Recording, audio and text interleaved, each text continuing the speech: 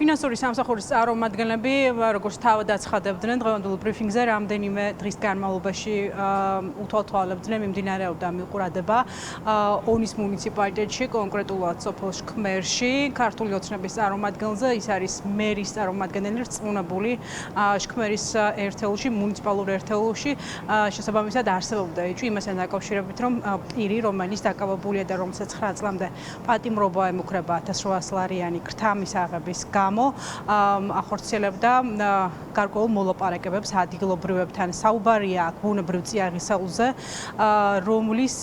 რომლის მიყიდვაც დანაშაულებრივი გზით შესთავაზა მან ერთ-ერთ წარმომადგენელს და სწორედ ქრთამის აღების დროს მოხდა მისი დაკავება. ფინანსურმა საგამოძიებო სამსახურმა გაავრცელა ასევე ქრთამის აღების ამსახველი ვიდეო მასალა, აუდიო მასალა და ფოტო მასალა. ქრთამის აღების ფაქტზე შქმერის ადმინისტრაციულ ერთეულში ონის მუნიციპალიტეტის მერის წარმომადგენელი ზჯ დააკავეს. გამოძიებით დადგენილია, რომ ბრალდებულმა სამსახურებრივი უფლებამოსილების განხორციელებისას პირადი მატერიალური გამორჩენისა და სარგებლის მიღების მიზნით მის სამოქმედო ტერიტორიაზე სასარგებლო წიაღისეულის ტორფის მოპოვების სანაცვლოდ მოქალაქეს ქრთამის სახით მოსთხოვა და გამოართვა 1800 ლარი, რა დროსაც მოხდა მისი დაკავება.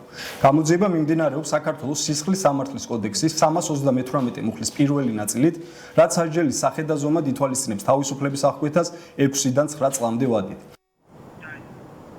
ფინანსთა სამინისტროს საგამოძიებო სამსახურში დღესვე დაანონსდა, რომ მიმდინარეობს სავარაუდოდ სხვა პირთა გამოვლენის მიზნით საგამოძიებო მოქმედებები და არ გამორიცხავს, რომ შესაძლოა სამსახურეობრივი უფლებამოსილების გადამეტების მუხლით ქრთამის აღების ფაქტებს გულისხმობ დაკავდნენ სხვა პირებიც.